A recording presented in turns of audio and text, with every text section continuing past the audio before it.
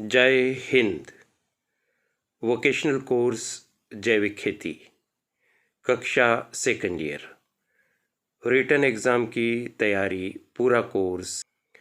जैविक खेती प्रकृति के साथ सामंजस्य बिठाकर की जाने वाली कृषि पद्धति है।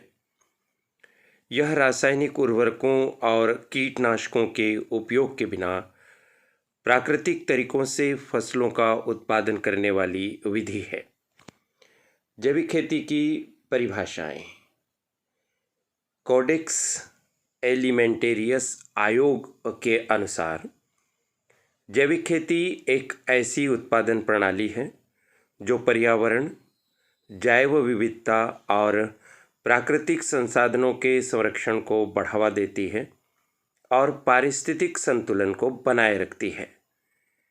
जैविक खेती संघ के अनुसार जैविक खेती वह प्रणाली है जिसमें मिट्टी की उर्वरता को बढ़ाने के लिए जैविक पदार्थों का उपयोग किया जाता है और रासायनिक उर्वरकों, कीटनाशकों और आनुवांशिक रूप से संशोधित जीवों का उपयोग नहीं किया जाता है।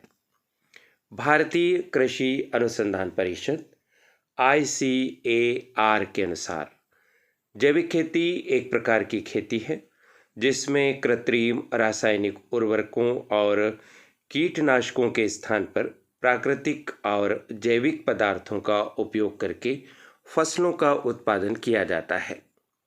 ये परिभाषाएं जैविक खेती के मूल सिद्धांतों को दर्शाती है। प्राकृतिक संसाधनों का संरक्षण, रासायनिक पदार्थों से मुक्ति और मिट्टी की दीर्घकालिक स्वास्थ्य व्यवस्था को सुनिश्चित करना। जैविक खेती न केवल उत्पादन की गुणवत्ता पर बल देती है बल्कि पूरी उत्पादन प्रक्रिया के पर्यावरणीय प्रभाव को भी ध्यान में रखती है। जैविक खेती की अवधारणा को समझते हैं।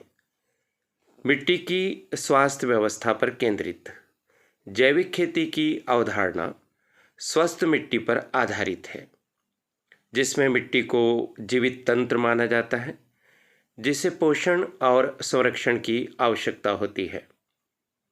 पारिस्थितिकी संतुलन, प्रकृति के साथ सामंजस्य बनाए रखना और पारिस्थितिक तंत्र के संतुलन को बनाए रखना जैविक खेती का प्रमुख आधार है।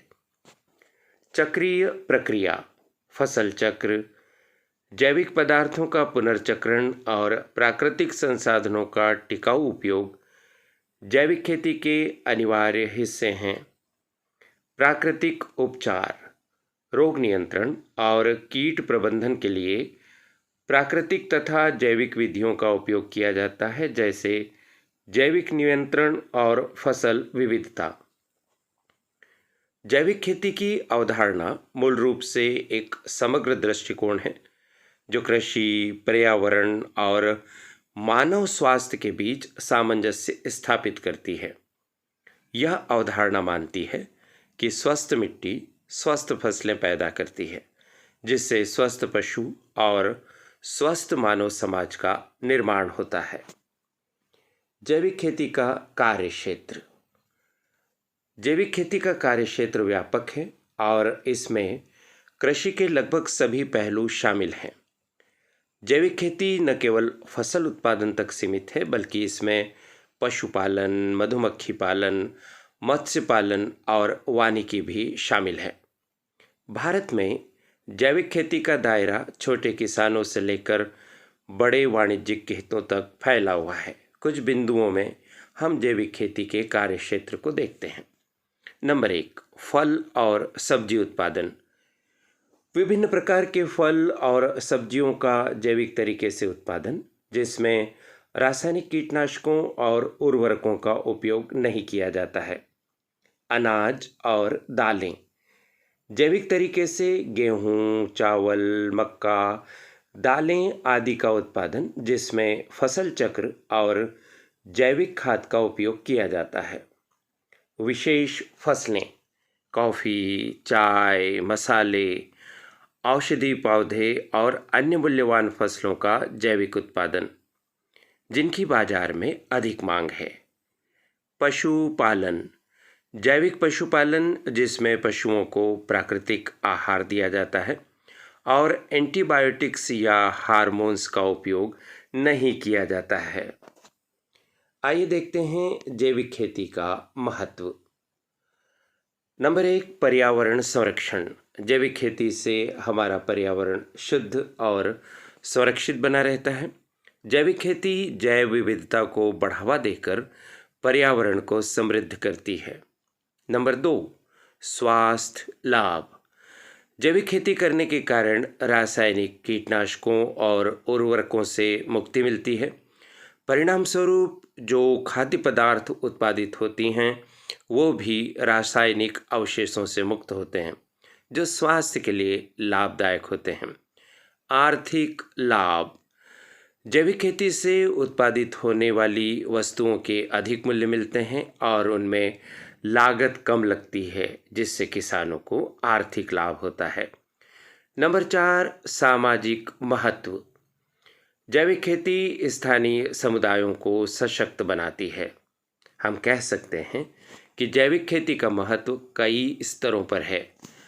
पर्यावरणीय दृष्टि से यह मिट्टी की गुणवत्ता में सुधार करती है, जल प्रदूषण को कम करती है और जैव विविधता को संरक्षित करती है। स्वास्थ्य की दृष्टि से जैविक उत्पादों में कीटनाशकों और रासायनिक उर्वरकों के अवशेष नहीं होते हैं, जो मानव स्वास्थ्य के लिए लाभकारी है। आर्थिक रूप से जैविक उत्पादों की बाजार में अधिक कीमत मिलती है, जबकि उत्पादन लागत कम होती है, क्योंकि महंगे रासायनिक उर्वरकों और कीटनाशकों पर निर्भरता नहीं होती है, इसलिए लागत कम आती है। सामाजिक रूप से जैविक खेती स्थानीय ज्ञान और परंपराओं को बढ़ावा देती है और ग्रामीण समुदायों को आत्मनिर्भर बनाती है। अगला चैप्टर है शुद्ध जैविक खेती, उसका अर्थ और परिभाषाएं। आइए इस पर हम बात करते हैं।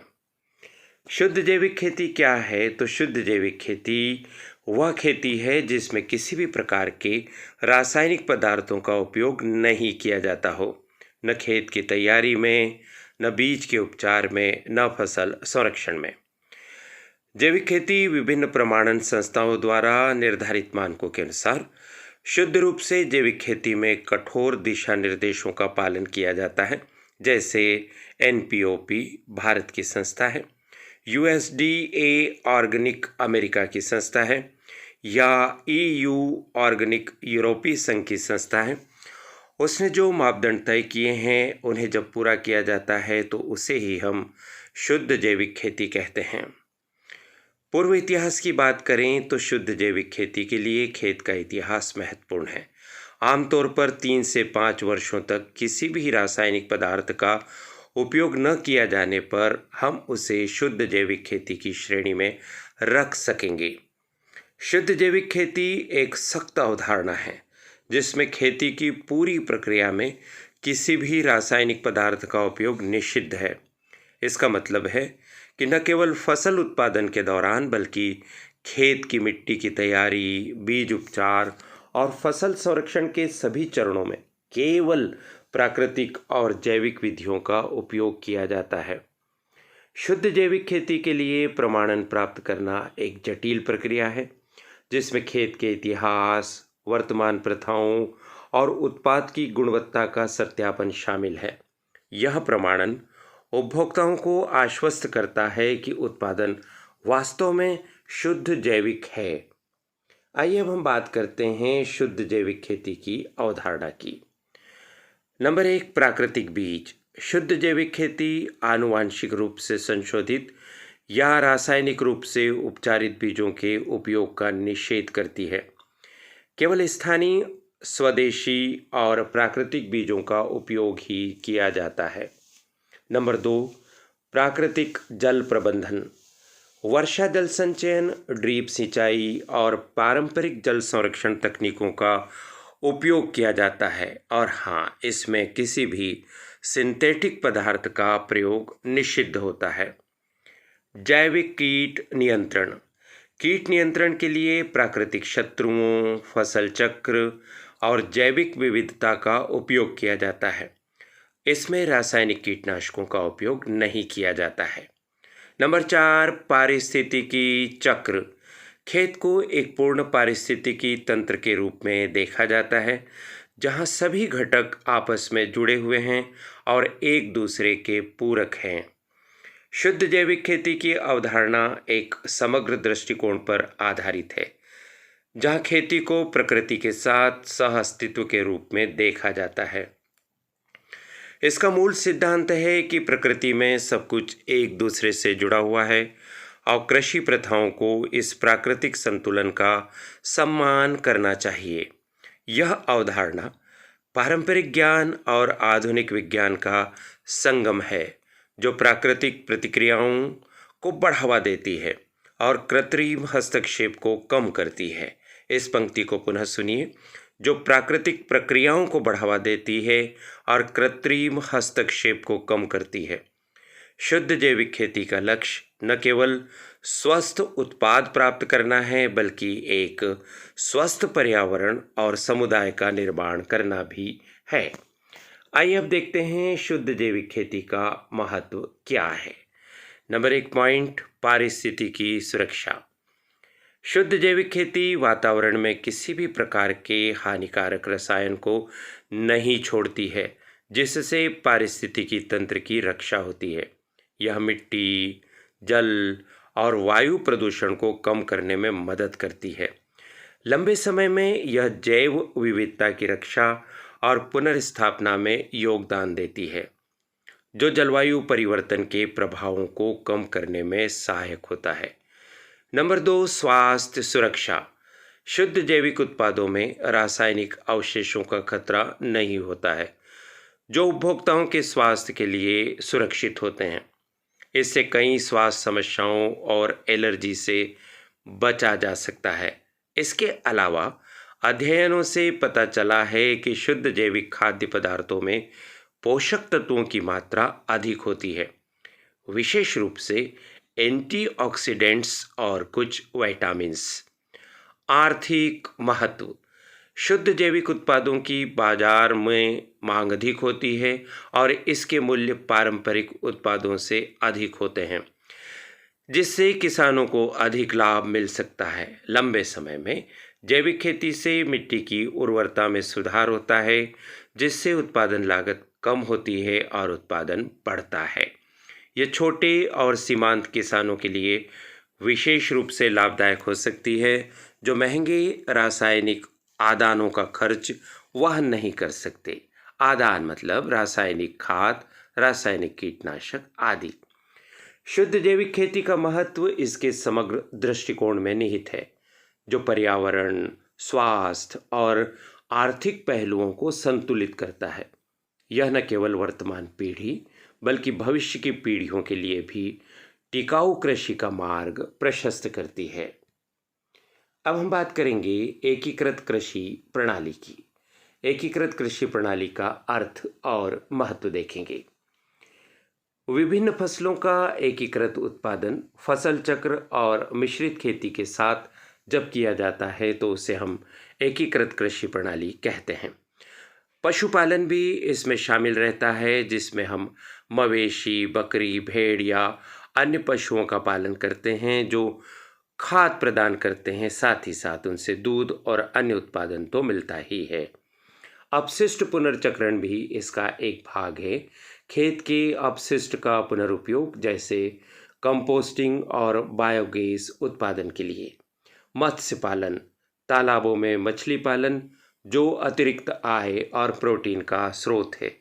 तो हम ऐसा कह सकते हैं कि एकीकृत कृषि प्रणाली एक समग्र दृष्टिकोण है, जिसमें विभिन्न कृषि गतिविधियों को इस तरह से एकीकृत किया जाता है कि वे एक दूसरे के पूरक बने। इसमें फसल उत्पादन, पशुपालन, मत्स्य पालन, मधुमक्खी पालन, वानिकी आदि को एक साथ संचालित किया जाता है, जिससे संसाधनों का अधिकतम उपयोग होता है और अपशिष्ट का न्यूनतम उत्पादन होता है। इस प्रणाली का महत्व इसकी आत्मनिर्भरता और स्थिरता में है। यह किसानों को जोखिम कम करने, आय के विविध स्रोत विकसित करने और प्राकृतिक संसाधनों का संरक्षण करने में मदद करती है। एकीकृत कृषि प्रणाली विशेष रूप से छोटे और सीमांत कृषकों के लिए लाभदायक है, जो सीमित भूमि और संसाधनों का उपयोग करके भी अपनी आजीविका को सुरक्षित कर सकते हैं। अगला चैप्टर है अकार्बनिक कृषि का अर्थ और उसकी विशेषताएं। आइए अब हम इसके संबंध में बात करेंगे।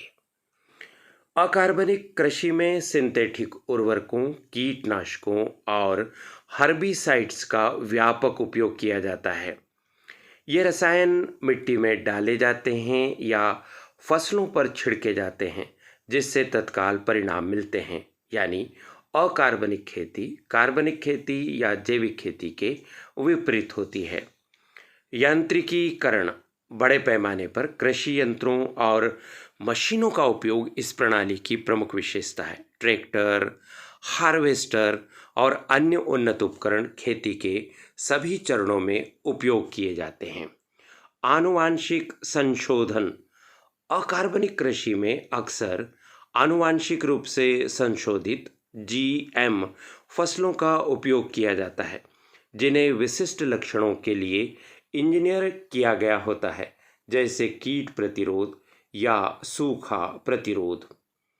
हम कह सकते हैं कि अकार्बनिक कृषि वह प्रणाली है जिसमें रासायनिक उर्वरकों, कीटनाशकों और अन्य सिंथेटिक वस्तुओं का उपयोग किया जाता है। इसे आधुनिक कृषि या पारंपरिक कृषि भी कहा जाता है। इस प्रणाली का मुख्य उद्देश्य प्रति इकाई क्षेत्र से अधिकतम उत्पादन प्राप्त करना होता है। हालांकि इसके लिए पर्यावरण की कीमत चुकाई जाती है, यानी पर्यावरण की शुद्धता को दांव पर लगाया जाता है।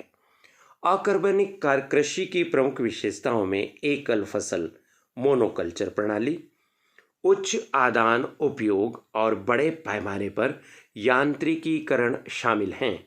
यह प्रणाली अल्पकालिक लाभ और उच्च उत्पादकता प्रदान कर सकती है, लेकिन इसके दीर्घकालिक प्रभाव जैसे मिट्टी की उर्वरता में कमी, जल प्रदूषण और जैव विविधता का नुकसान चिंता का विषय है।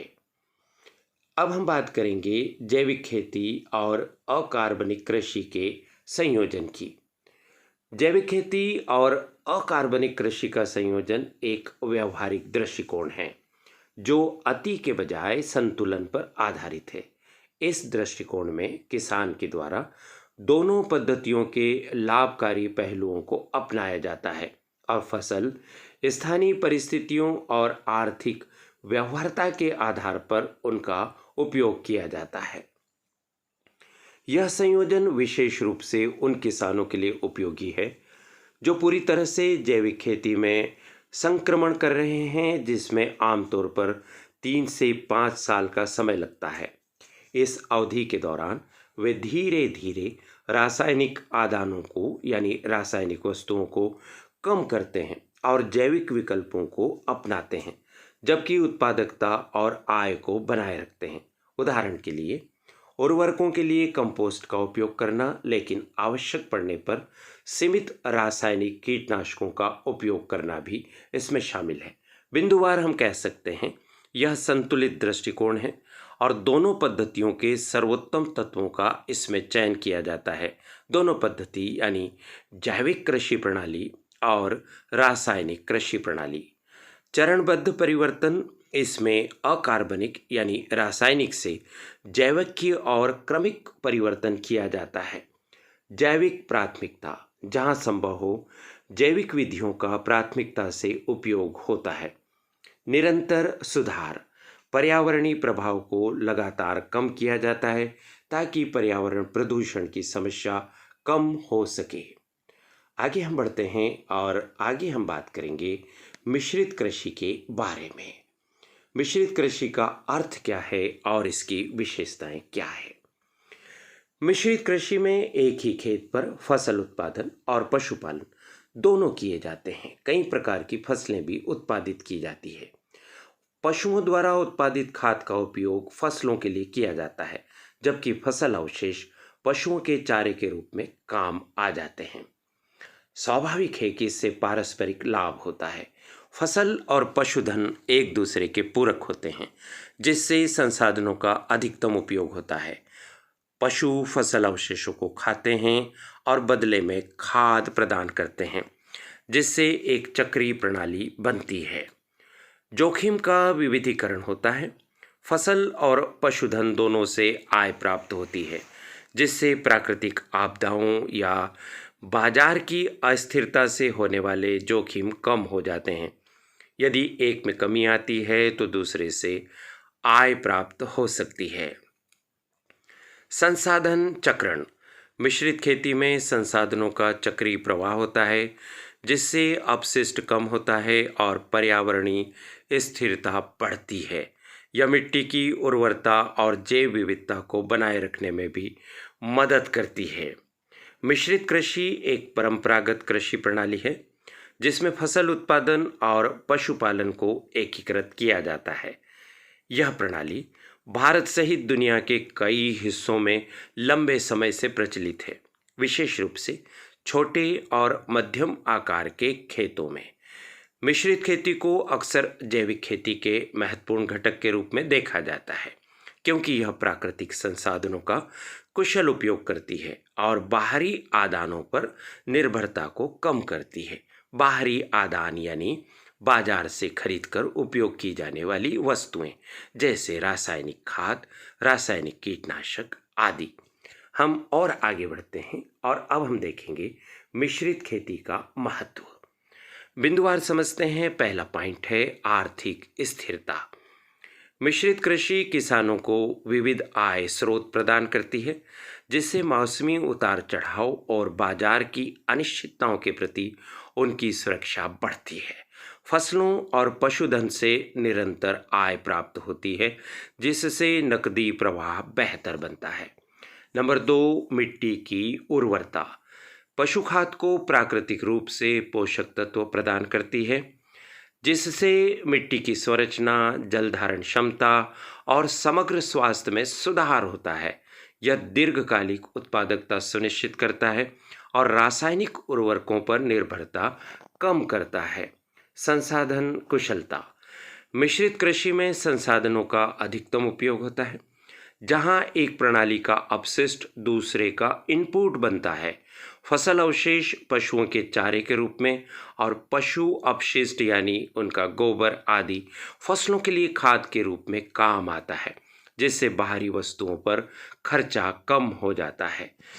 नंबर 4, पर्यावरणीय लाभ। मिश्रित खेती पर्यावरण के अनुकूल है, क्योंकि यह जैव विविधता को बढ़ावा देती है, कार्बन फुटप्रिंट को कम करती है और प्राकृतिक संसाधनों का संरक्षण करती है। यह मिट्टी के क्षरण को रोकने और जल प्रदूषण को कम करने में भी मदद करती है। इस तरह मिश्रित कृषि का महत्व इसके समग्र लाभों में निहित है, जो आर्थिक, सामाजिक और पर्यावरणीय पहलुओं से संबंधित है। यह प्राचीन परंपराओं और आधुनिक टिकाऊ कृषि प्रथाओं का मिश्रण है, जो विशेष रूप से विकासशील देशों में छोटे और सीमांत किसानों के लिए उपयुक्त है। आइए अगला चैप्टर देखते हैं। जैविक कृषि के संबंध में विभिन्न फसल प्रणालियों की अवधारणा क्या है। मुख्य फसल प्रणाली अपन समझते हैं कि 4 से अधिक मुख्य फसल प्रणालियां हैं, जो जैविक कृषि में अपनाई जाती। मुख्य रूप से इससे 25% से अधिक उत्पादन बढ़ता है और मिट्टी सुधार में 60% का बदलाव देखने में आया है। आइए समझते हैं जैविक कृषि में विभिन्न फसल प्रणालियाँ। जैविक कृषि में फसल प्रणालियों की अवधारणा पारिस्थितिक सिद्धांतों पर आधारित है, जिसमें नंबर 1, फसलों की विविधता, प्राकृतिक संसाधनों का टिकाऊ उपयोग और पारिस्थितिक संतुलन शामिल है। प्रमुख जैविक फसल प्रणालियों में नंबर 1, फसल चक्रीकरण, नंबर 2, अंतर फसल और नंबर 3, मिश्रित खेती तथा नंबर 4, कृषि वानिकी शामिल है। इस प्रकार जैविक कृषि में अपनाई जाने वाली प्रमुख फसल प्रणालियों की संख्या 4 है। फसल चक्रीकरण में विभिन्न फसलों को नियोजित क्रम में एक ही खेत पर उगाया जाता है, जिससे मिट्टी की उर्वरता बनी रहती है और कीट चक्र टूटता है। अंतर फसल में क्या होता है? इसमें एक ही समय पर एक ही खेत पर दो या अधिक फसलों को उगाया जाता है, जिससे भूमि का अधिकतम उपयोग होता है, जैव विविधता बढ़ती है और जोखिम भी घटती है। मिश्रित खेती फसल और पशुधन को जोड़ती है, जबकि कृषि वानिकी फसलों और पेड़ों को एकीकृत करती है। यानी हमारे खेत में हम अपनी फसल के साथ कुछ पेड़ भी लगाते हैं, जिससे हमें फल आदि प्राप्त होते हैं, जो हमारी आय के अतिरिक्त स्रोत बनते हैं। अगला अध्याय है अंतर फसल प्रणाली का अर्थ और उसकी विशेषताएं।